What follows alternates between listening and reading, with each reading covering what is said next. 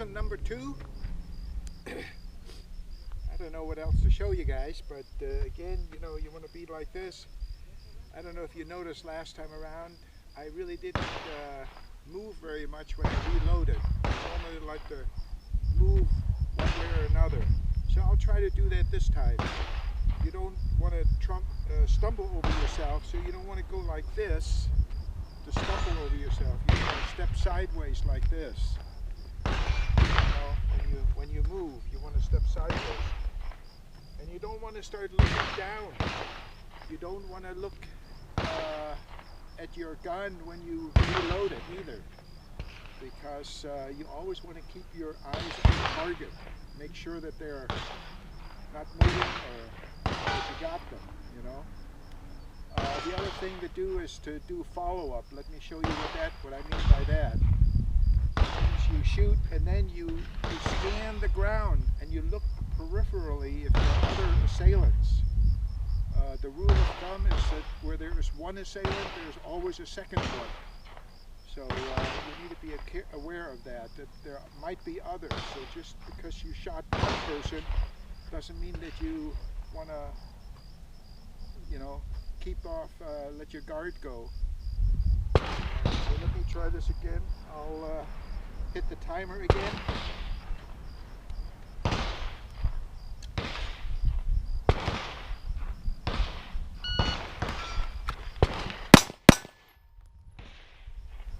See how I'm scanning, looking peripherally. The finger is off the trigger, just in case it goes off. So gonna reholster.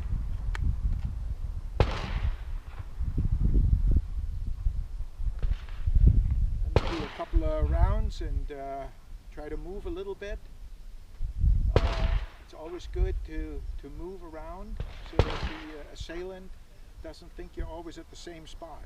You know, if he takes cover and then he realizes that you're standing at a certain spot, all he has to do is break cover and shoot in that spot. But if you're not there, you might have a chance to get the other guy. So it's important to be able to move around a little bit.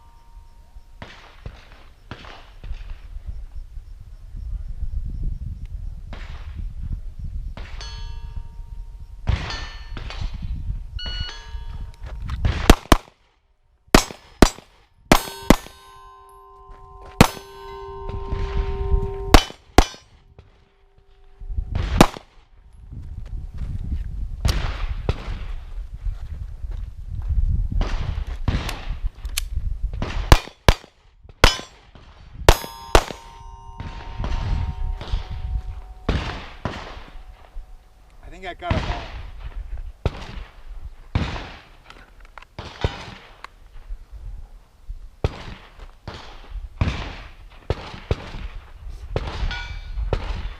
I'll try to shoot a little bit closer here so you can see how my hand grips this one, how I shoot from retention, and then stick it out, bring it out. Hopefully I'm in focus here. Let's give it a try.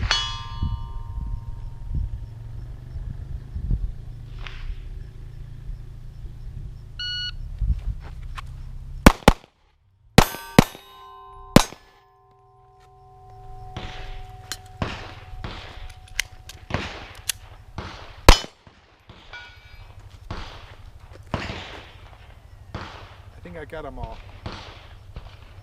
Notice how my hands are. I have this little extra extension on here because I can only use 10 rounds in California. So I bought these extensions. That makes it the same as a 12-round magazine. You guys have 12-round magazines, which gives you a little bit more grip on the bottom. And so I have, you know, this is a nice grip here. The gun should be, your palm should be right in there, and that will minimize the recoil. If you grip it low, you know, where there's a gap in between here, the gun will kick up more because the slide comes back. So you want to make sure that the gun is nice and tugged tight in there. No room in between here, and that way the force goes more like this rather than like that. The other hand, I can point the gun at you, ho ho.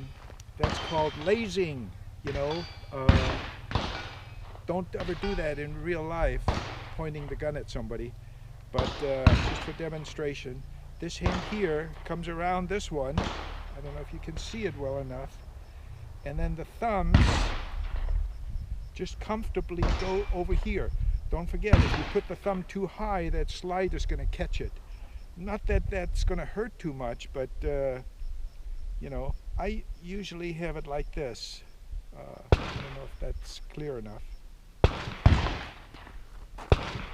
And then you pull with your left, in case my arm, it's my left, I pull.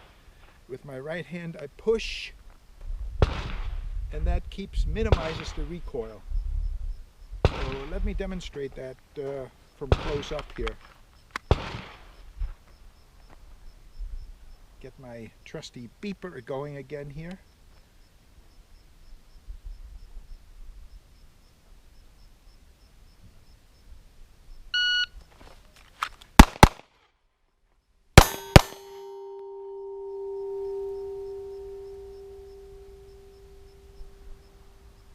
Always good to follow up. It's very automatic for me to put my finger behind the trigger guard. If you can get into the habit of that, that's a good deal. Put the gun down then, you know, that way you know nothing is going to happen. But you got to get the feel of that to make sure that it's behind the trigger, not on the trigger. That's pretty easy to tell. In my case, I put it in the holster, snap it in. I think it's a good idea for you guys to get a holster too, if you need to know where, and the holster that I have. Women usually have a little different holster, but you know, men should have it on the belt. I would recommend having it on the right side. If you feel more comfortable, you can also have it what they call on the waist, where you pull it out like this. But I know I have a bit of a tummy, and I think Matt has a tummy also, so it might be more difficult to pull it out like that. I think it's better to have it on the waist. This is called a 3 o'clock position. Alright, probably boring you to death, but let me shoot a little bit more. I'll just let it run. I'll start it again just before I start shooting.